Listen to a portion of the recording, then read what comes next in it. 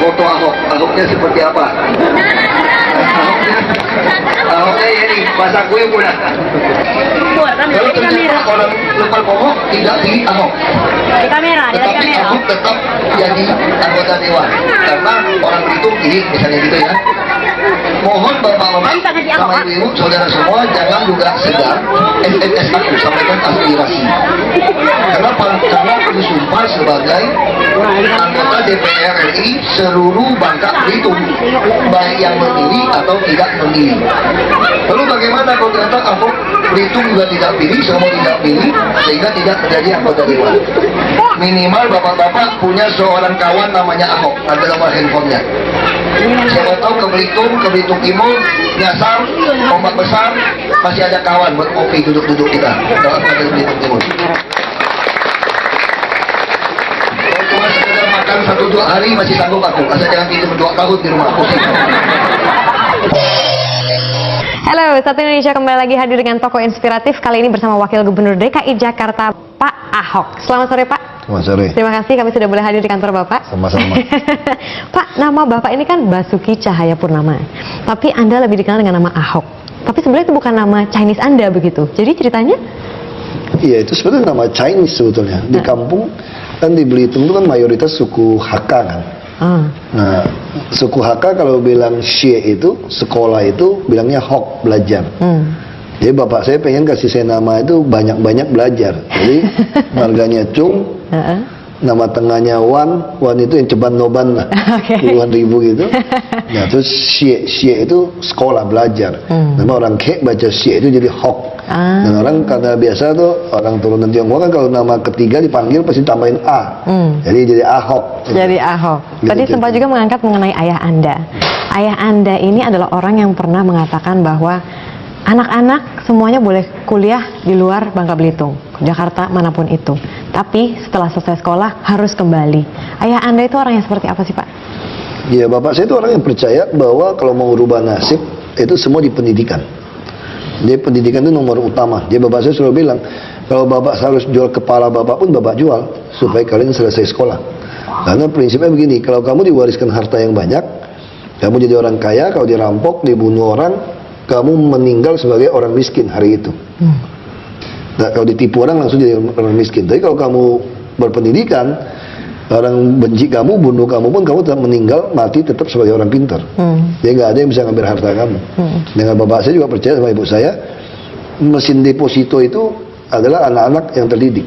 Jadi nggak pernah tinggalin deposito. Jadi makanya bapak saya selalu bilang, kalian jangan harap bapak tinggalin harta deposito, karena itu tidak ada gunanya. Tapi yang penting kalian mesti sekolah, bapak akan biayain. Nah itu yang terjadi, meninggalnya bapak saya malah ninggalin hutang sebetulnya. Oh.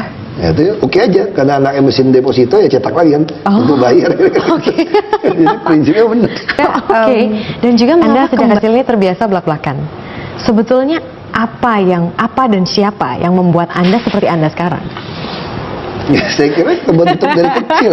Apa sih momen saat Ya, itu, kebentuk Pak? dari kecil. Misalnya dulu ya, dulu bapak saya kan termasuk orang yang dihargai, dihormati di kampung lah ya, di kampung Laskar Pelangi begitu. Jadi kalau ada semua kasus apapun di masyarakat suka datang ke rumah minta pertimbangan. Bahkan misalnya contoh kasus yang paling lucu, ada pemuda menghamili anak orang dan beda suku, beda agama nih, ribut kan? Terus datang ke tempat kami. Nah kalau biasanya anak-anak kecil kalau ada orang kasus orang tua pasti disuruh masuk, tidak boleh dengar. Kalau bapak saya malah tidak, semua kasus kita suruh dengar dari balik dinding. Dengerin, nggak boleh banyak ngomong. Nanti habis selesai di meja makan bapak saya mulai tanya, nah tadi bapak putusin gitu, kamu ada pertanyaan nggak? Terus kalau kamu putusannya apa? Baik, dan juga akhirnya Anda kan pindah jurusan nih Pak Ahok. Jadi Ya, pada saat saya itu, sempat masuk kuliah di kedokteran UKI. nah itu dia, 1 minggu. cuma 7 hari, oh 2 Ya, minggu. 1 mingguan lah kalau salah. Lalu, Saya pikir nggak cocok. Kalau modal saya nanti ketinggalan gunting kan repot di perut pasien. Baik saya Oke, pindah jadi ke tambang aja. pindah ke tambang. Pak Ahok ini kalau tidak salah dulu tuh hobinya motocross, betul Pak? Ya tahu aja. Ceritakan sedikit dong Pak, bisa suka motocross dan pada saat itu Ya reaksi mungkin orang tua? pengaruh film Ali Topan Anak Jalanan gitu, Arjuna Mencari Cinta, zaman itu begitu kan, naik terakhir, enduro, naik hardtop gitu kan. Dan juga yang khas dengan Pak Ahok ini, seperti tadi Anda juga katakan, kayaknya di media saya selalu marah-marah terus gitu. Nah, tapi marah-marah Anda ini yang membuat Anda begitu populer Pak? Apakah Anda tahu di kalangan anak muda yang tidak suka dengan politik, gaya marah-marah Anda ini cukup populer dan ada sebagian dari mereka bahkan mengatakan, kenapa sih Pak Ahok ini harus marah-marah mulu? Nggak takut ya nanti nggak disukai sama masyarakat? Tegas, terus apa ya, galak. Satu kata itu tegas sih. Orangnya kayaknya cenderung keras, kayak bersih teguh sama pendiriannya dia gitu. Wow. Menurut saya itu balance dengan sikap Pak Jokowi yang rileks. Setuju, malah saya pengen nyontek dari Pak Ahok. Semuanya itu dibuat untuk Jakarta yang lebih baik. Pak Ahok itu sering marahin wartawan. Nah, itu merupakan sikap yang kurang baik. Tanggapan Anda? Makanya saya kira yang paling penting kita bekerja. Saya kira kalau kamu lihat kondisi begitu kacau, mereka tidak ikutin aturan, kalau kamu tidak marah, justru saya heran. Orang melanggar aturan, dia ngomongin baik-baik, dia tidak mau nurut, kamu tidak marah. Kalau kamu tidak marah, berarti kamu tidak sayang sama mereka. Sama kalau kamu punya anak kan, kalau anak orang mandi air hujan, kamu nggak marah kan. Tapi kalau anakmu sendiri mandi air hujan, kamu bisa teriak-teriak marahin dia. Itu apa kamu mau yang bunuh itu anak? Bukan, karena kamu sayang. Jadi yang kita marah itu karena kelakuannya mereka, kan kurang ajar kan. Udah dudukin waduk, dudukin tanah negara, minta uang kerohiman. Kamu pindah laporin kita ke Komnas, kan gila nih saya bilang. Kalau nggak marah juga bukan orang, ya kan? Marah juga kalau mau ngomong lebih membenarkan diri, Tuhan juga bisa marah kok. Kan kira-kira gitu kan, Tuhan marah kan. Jadi kenapa marah tidak boleh gitu, ya kan? Tapi ada juga sebagian anak muda Jakarta yang ternyata menyukai gaya Anda. Jadi mereka mengatakan gaya Anda ini asik, sampai-sampai Pak Ahok. Tahukah Anda, kalau gaya marah-marah Anda itu diikuti oleh salah satu radio personality di Jakarta. Anda tahu itu? Gaya Ahok. Jadi saya itu memang berpikir bagaimana caranya supaya alay-alay di muka bumi itu digeser. Masalahnya adalah kita ini siklus hidup manusia zaman sekarang itu adalah dari bayi, kemudian setelah itu dari anak-anak, kemudian setelah itu alay, baru dewasa. Nah, saya mendapatkan kata-kata itu dari Raditya Dika. Masalahnya sekarang bagaimana caranya kita harus bisa mengembangkan imajinasi itu menjadi orang-orang yang lebih dewasa ke depannya. Ngomong apa ini saya? Soalnya saya nggak tahu. Kenapa? Kita baru 1 tahun. Dengan dinas PU tersebut. Nah, kamu paling respect dengan menaikkan tingkat keselamatan konsultan, naikkan itu bukan dari nilai satuan rupiahnya.